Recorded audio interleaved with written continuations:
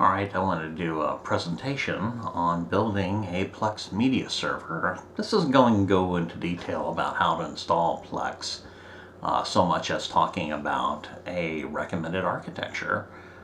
And what I want to focus on is the fact that you're going to have Plex Media Server. It's going to be used. It's going to be on a lot, if not all the time. You want something that's reliable, but you want something that makes sense, that's easy to maintain. You want something that can handle growth. You want something that can handle drive failures. You're going to want something that can transcode. So let's get into it a little bit. So what I recommend on a compute hardware basis is something like an Optiplex 5060 small form factor. And I recommend 7th gen or higher Intel with iGPU. And that's mainly so that you can get the full Ultra HD transcoding capabilities. Now, I am not advocating that everyone go 4K with regards to their media, but I don't think it's necessarily a bad idea to plan for it so that you have the capability. Personally, I would probably stop at full HD, 1080p style content maximum, and for several reasons. One of the reasons is because it's easier to rip such media off of any old Blu-ray device that you have that you can hook up to your computer, for example. Doing 4K UHD style Blu-rays, while it can be done, it's a little bit more problematic. So anyway, so that's all I'll say about that. 10th, the reason I like the 5060 also is it has 10 external USB ports. Some of those are a variety of everything from USB 2.0 to USB 3.x ports to even a USB-C port on the front. But there's lots of USB ports. If you go with like a tiny, one of the things I don't like, well, let me cover that in just a second. So the cost is 150 USD for, a used one of these boxes. People just don't want these boxes, these small form factor, like corporate style desktops. People are wanting gaming boxes and things like that. So these make ideal low power, space-saving boxes, but yet big enough to still have some flexibility. You'll get performance because you're not using a T-style processor, you're using a real desktop processor. You don't have to deal with a power brick. The power supply is built into the unit. You get more flexibility with the unit because of all those USB ports and the fact that it is a larger box, so you've got better memory and just other things you can plug in as far as cards go. For example, with Plex, you might have Plex Pass, and so you want to do Plex DVR. You could plug a TV tuner card into your Plex server, and suddenly now you can record over-the-air television. That might be a great option. Those kind of things you just can't do quite as easily, or you have to do them quite differently using USB attached stuff, and USB ports being on a premium on a small, tiny form factor platform, you're limited, by what you can connect, how many drives you can connect into it. Because we're going to connect all of our storage via USB into this thing, because you can, and we want to save money and everything. So the storage, we're going to use external bus-powered 4 terabyte or greater drives. Right now, 5 terabytes is about the limit as far as what you can buy with a USB bus-powered drive. I use 4 terabyte ones just because they tend to be more cost-effective. But your mileage may vary. So if you can find a good deal on 5 terabyte drives, by all means, feel free to do what we're talking about here with 5 terabyte drives. And then as far as the layout on those, I usually use a single partition, and I use NTFS. And the reason for that, even though I prefer to use Linux on my Plex Media Server, is because the idea is I may detach these drives and hook them up to something else someday.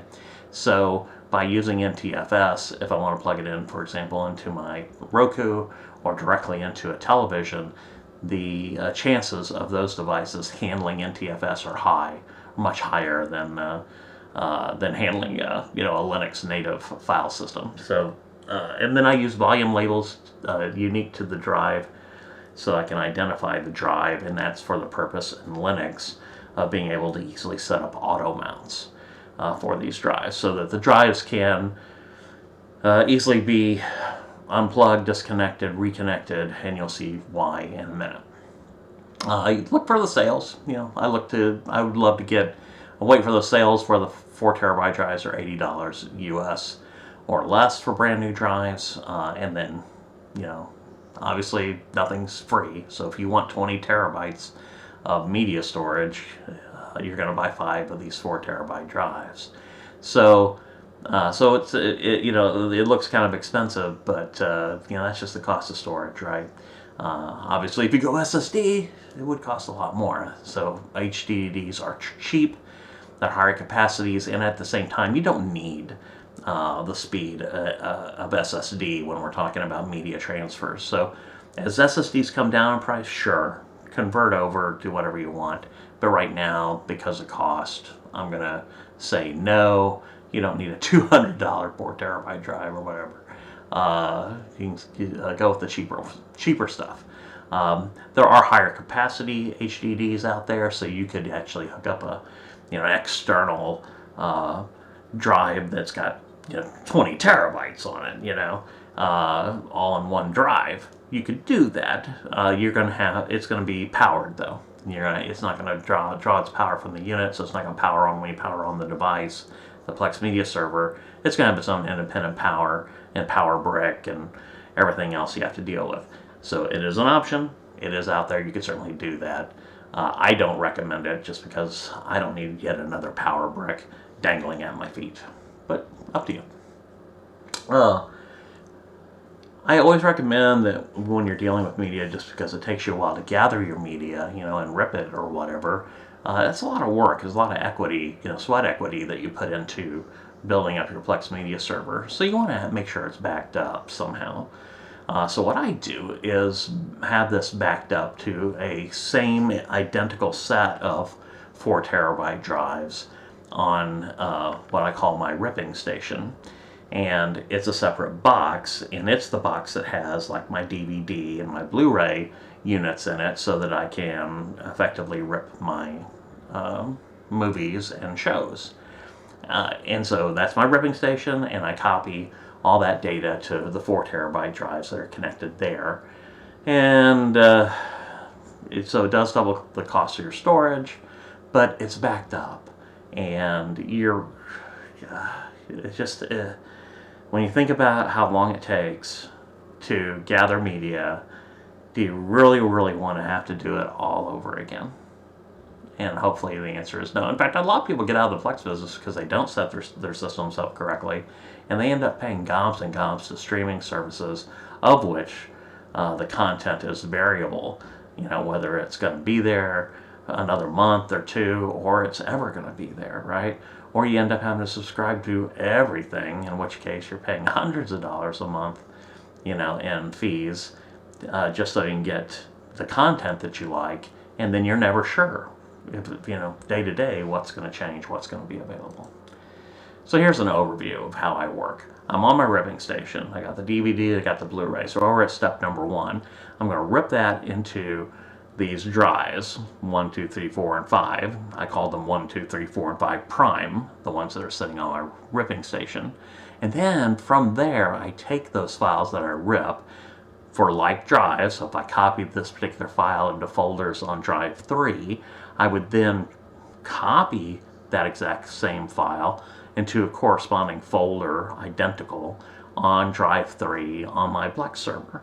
So am I backing up here? Not kinda. I mean, it's not a backup program. It's just me physically copying the media from my ripping area over to my Plex serving area. And then, of course, the last step is to tell Plex to rescan its library files, and it'll see your new movie. So what do I have? I have a newly added piece of media on my Plex server, and by default, it's already backed up. So I already have a backup of everything. So just 1, 2, 3, 4, and 5 on the Plex side are identical in content to 1, 2, 3, 4, 5 prime on the ripping station. So when a Plex drive fails, you just remove the disk from Plex, take the backup-like disk off your ripping station, plug it in, it mounts up, and now you're back in operation. Your Plex was down just briefly as you removed the failed drive and swapped it for the one off of your ripping station. Then you buy your new disk, attach it to the ripping station, copy the data from the Plex server to the ripping station for that particular drive. Hopefully that makes sense. Of course, the opposite is also true. So if the drive fails on the ripping station, then you want to remove it from the ripping station, buy a new drive, attach it to the ripping station, then copy the data from the like disk on the Plex server to that new drive on your ripping station. And now you're back to steady state again, and you can start the whole ripping process over again. You may say, well, that's not how you're supposed to do it. You're supposed to do it with a NAS, and everyone calls it a NAS. You know, whether you use it as a NAS or don't use it as a NAS, it doesn't matter. People call them a NAS anyway. So NAS are just storage units that might be direct attached or might truly be NAS. They usually offer some level of RAID protection, and you know, you could buy a 20 terabyte NAS. It might cost you more. In some cases, it might cost you a lot more. So, like, you know, NAS units used might be, you know, $500, maybe less. Maybe get one for $300 or something, with, you know, 5 empty bays or 6 empty bays if you do RAID on a, you know, at least a OneDrive parity kind of thing.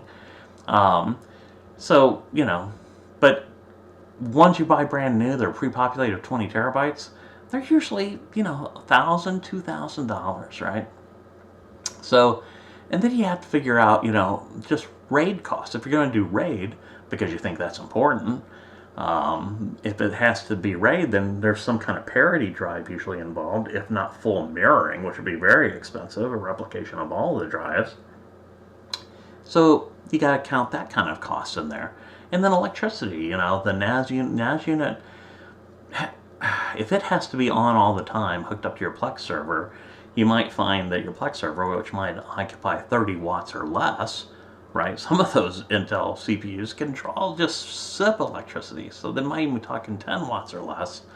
But let's say 30 watts or less, depending on, you know, because we are talking about an older 5060 with an 8th gen CPU, so we'll say 30 watts.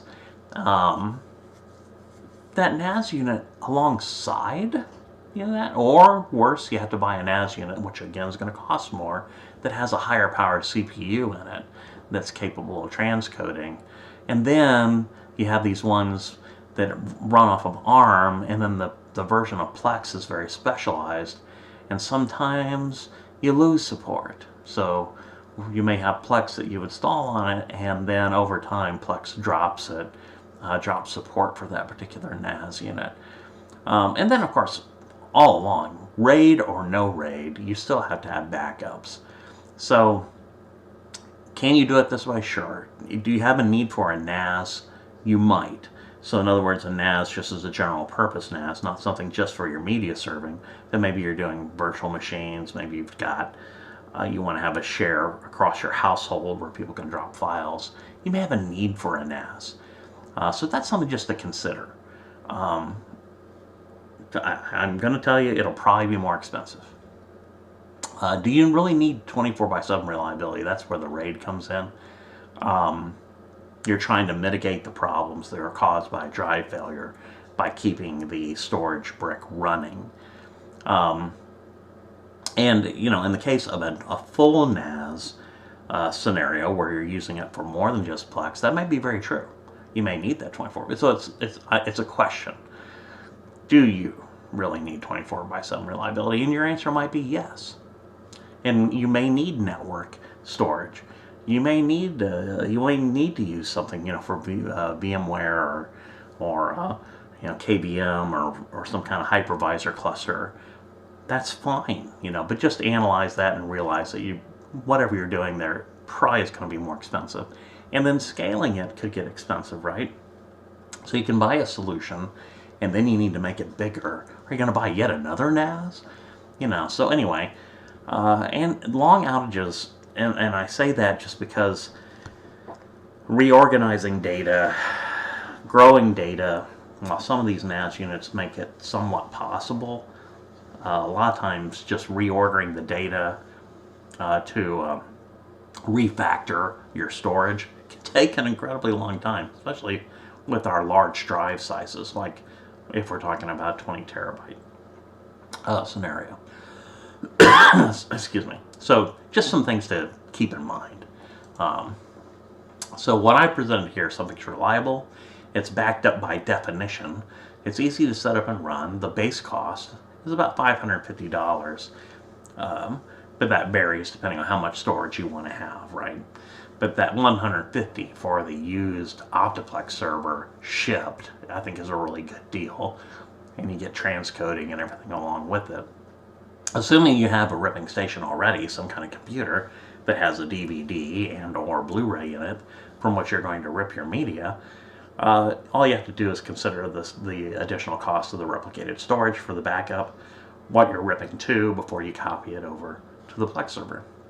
And then the ripping station is only powered on as needed. Your Plex server might be powered on all the time, serving up media to people in your household or beyond, your friends.